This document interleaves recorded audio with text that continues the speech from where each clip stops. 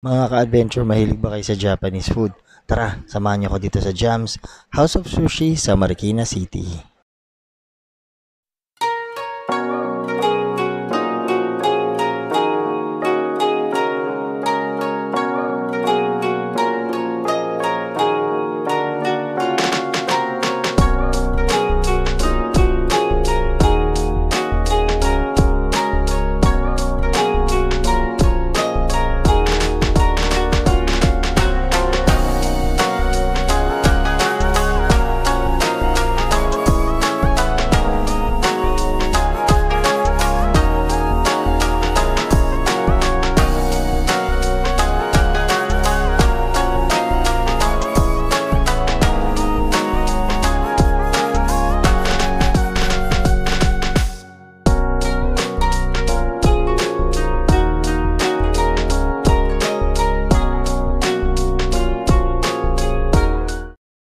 So, ano po ba mga ma-order natin? Tingnan po natin.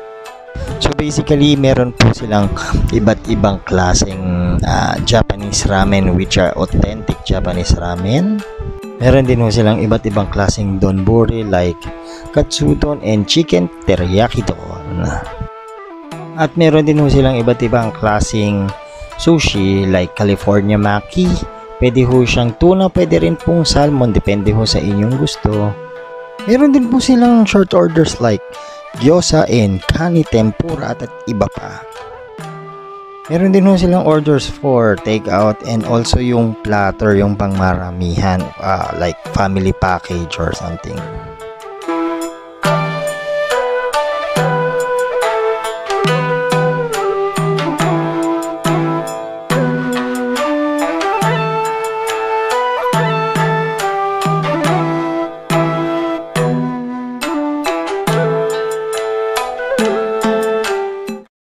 At ito na nga ho ang aming unang in-order, ang salmon sashimi with the great presentation.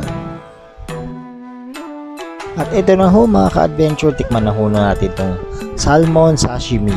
Masarap po ito pag sasawsaw natin sa soy sauce with wasabi, lalo na yung maanghang ho, yung kumakagat ho talaga yung anghang. Tara, tikman natin. At ito naman po ang in-order ko, yung Tantan Men Ramen, kasi mahilig po ako sa spicy. At syempre ho, hindi ho mawawala itong sushi. Umorder ho kami ng California maki. Tikman po natin at isa ho to sa paborito kong sushi.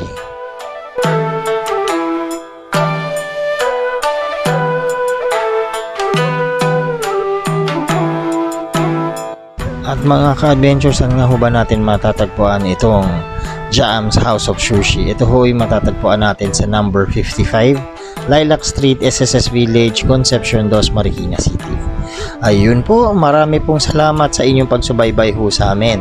And always remember, like, share, and subscribe to our YouTube channel. And always click the notification bell para manonotify ho kayo sa mga susunod na video ho na ipapalabas ho namin. Ayun po, marami pong salamat.